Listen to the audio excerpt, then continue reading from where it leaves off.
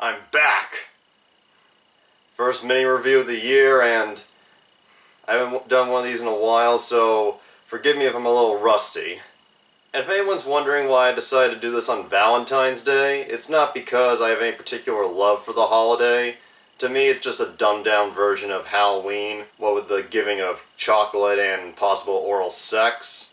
But there is one thing I look forward to every Valentine's Day. And that is watching this little classic. My Bloody Valentine. What is My Bloody Valentine? It's a Canadian slasher film that came out in 1981. It's about a killer coal miner who attacks people on Valentine's Day and rips their hearts out of their chests and put it in those heart-shaped candy boxes. And I really love this movie. It's one of the better slasher films of its era. And it's also Quentin Tarantino's favorite slasher film, and once I found that out, I knew I had to watch it. And since the format of the mini-review show is that I try to review 2 or 3 films in under 10 minutes, I decided to review this, and it's 2009 3D remake. Some people my age today may remember this movie from 7 years ago. I've seen Friday the 13th Part 3 in 3D, and I know that slasher films in 3D usually don't live up to their title. And to make it worse, the 3D in this film is viewable with the different colored 3D glasses. Only this time it's purple and green instead of red and blue. Like, that makes it any much less of a headache. But yeah, I finally decided to watch this in order to prepare myself for this mini review, and my thoughts? The remake wasn't half bad. It was pretty fast-paced, it was very suspenseful, it had a lot of action. It was kind of an action horror film. I thought the action was well done. The gore effects obviously are nothing compared to the original, but at the same time, I really dug it. Worst thing obviously is the 3D, which is just a big fucking blur. And if anyone who loves the original but has had reservations about checking out the remake, I recommend you see it. You might be surprised. I was surprised. The 3D will probably make your head spin, but for the most part, I was able to really get into it.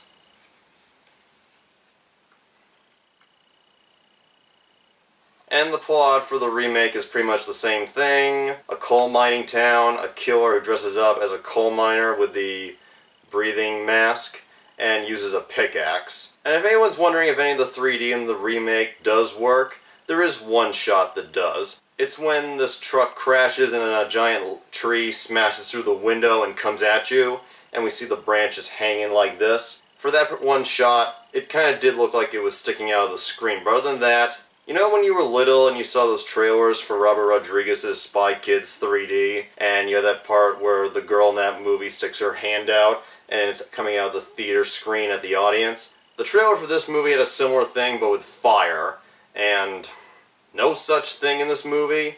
Maybe in the theater they used better 3D glasses, but the remake also has the killer chasing a fully naked, completely nude woman for about 6 minutes, so you know what drew the young male audiences to see this. But as I keep stating, these 3D glasses don't really work, so don't expect the tits and ass to just pop out, because they don't.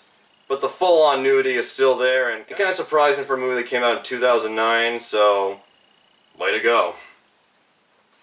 Both movies have flaws, but the original has the least amount of flaws. The main problem with the original and the remake is that the 3 main characters are complete fucking assholes. The 2 male leads in both movies are just unbearable cunts.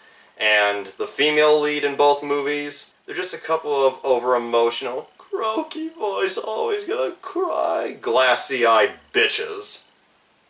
But hey, since when do we go to a horror movie expecting likable characters? Although the original does have a pretty decent supporting cast who all put in pretty good performances, as for the remake, the best people in that are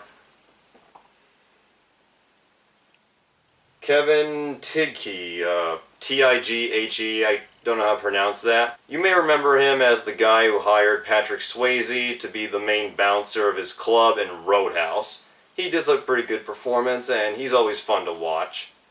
And horror movie veteran and former John Carpenter regular Tom Atkins is in the remake, and I always love seeing Tom Atkins. Even as an old man, he is fucking awesome. So, final thoughts?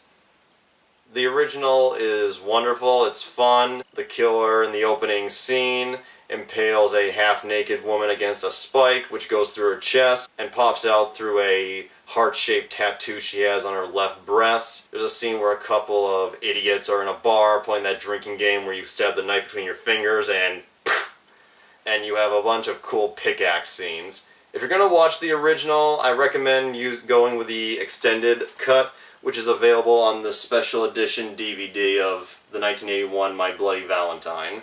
Some of the added scenes are a little fuzzy and blurry, but it gives it that good grindhouse feel that us cult horror fans really love.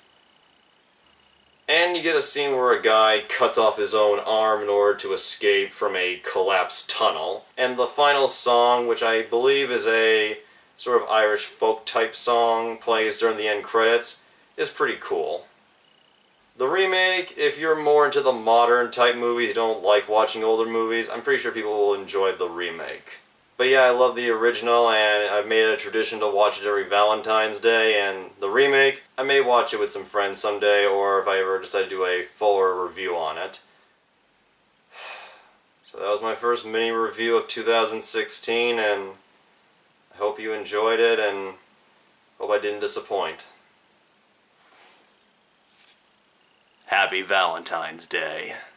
And after you watch this review, go on a date with your significant other, go watch Deadpool, or cut through a parking lot at a strip mall and maybe come across a couple fucking in a car.